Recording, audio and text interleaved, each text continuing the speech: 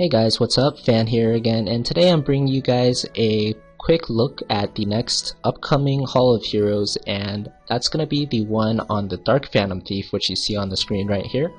It's going to be running from November 7th to November 9th, that entire weekend, 3 days, and I just wanted to talk a little bit about how the Hall of Heroes is going to work in case you don't know already, and I'm also going to talk a little bit about the Dark Phantom Thief and whether or not you should be trying to farm him and whether or not he's worth it.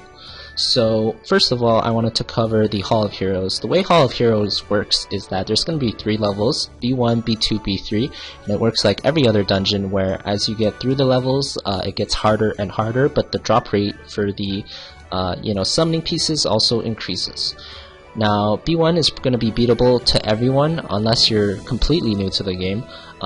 So everyone's going to be able to clear B1, and B1 I think drops anywhere from 0 to 1 summoning pieces. B2 is, I believe, it's 1 guaranteed piece, and B2 is going to be much harder to clear. You basically need a well thought out or well-rounded 5-star team, and you also need them all to have pretty good runes in order to kind of farm B2 there.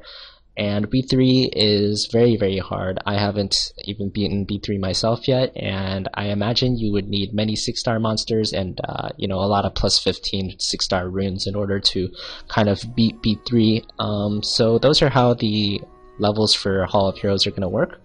And moving on to the Dark Phantom Thief, I actually have a Fire Phantom Thief gene, which I use on my main team quite often, so I do know what it's like. Fire Phantom Thief is actually very much comparable to the Dark one. He has 2 of the same skills and his passive is very similar, so I do know what I'm talking about here. And before I go on to that, I wanted to show you guys his skills. So the first skill for the Dark Phantom Thief is Scene of the Crime. Basically, this is going to be an auto attack that stuns the enemy for 20% chance and for 1 turn. It's not bad, but it's not great either. His second skill is Surprise Visit, and this attacks with a 30% crit rate bonus and stuns the enemy if the attack is a critical hit. So this is actually where most of the power is going to be coming from. This is a very strong skill. Scales very well with the Phantom Thief because he has a very high base attack for a 4-star monster. He's very much a single target damage orientated creature, so keep an eye out for this one. I want to return to that one later. And his passive is going to be Elaborate Plan. It increases your critical rate by 20%, and it also decreases the chance of receiving a critical hit by 50%. So this increases your DPS, and it also increases your survivability at the same time. The DPS is always very nice because that's what this monster is going to be for ultimately. And the survivability is actually also pretty good because he's a dark monster. And dark monsters, do not have elemental disadvantage against fire, water, or wind, which are by far the most common monsters in the arena. So he will very likely survive longer than some of the other DPS monsters out there, such as the Fire Phantom Thief.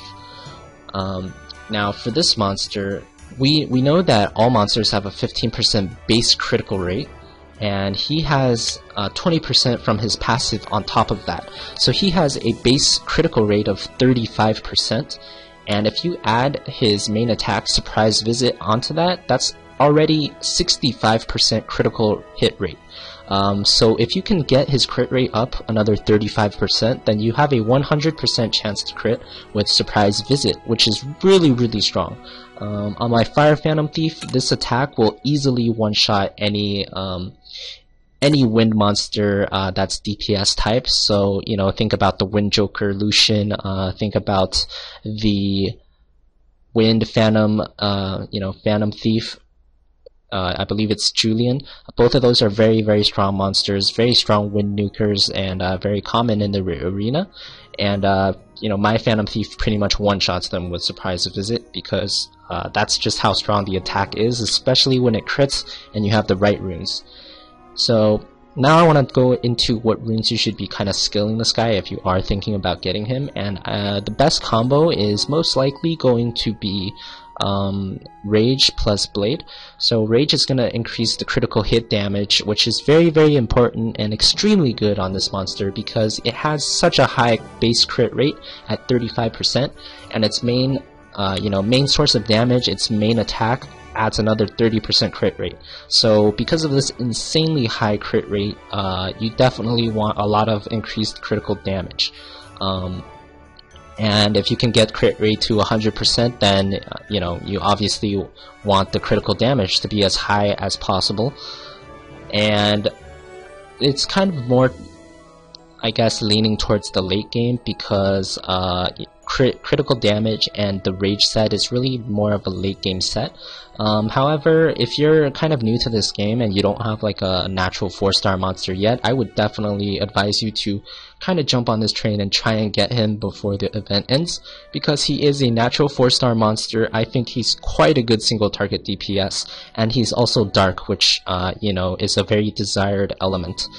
So definitely try and get this monster whether you are new, intermediate, or very experienced.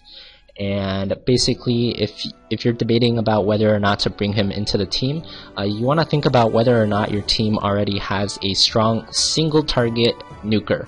If your team doesn't have like a strong single target nuker, then you definitely want to consider bringing this guy into your team.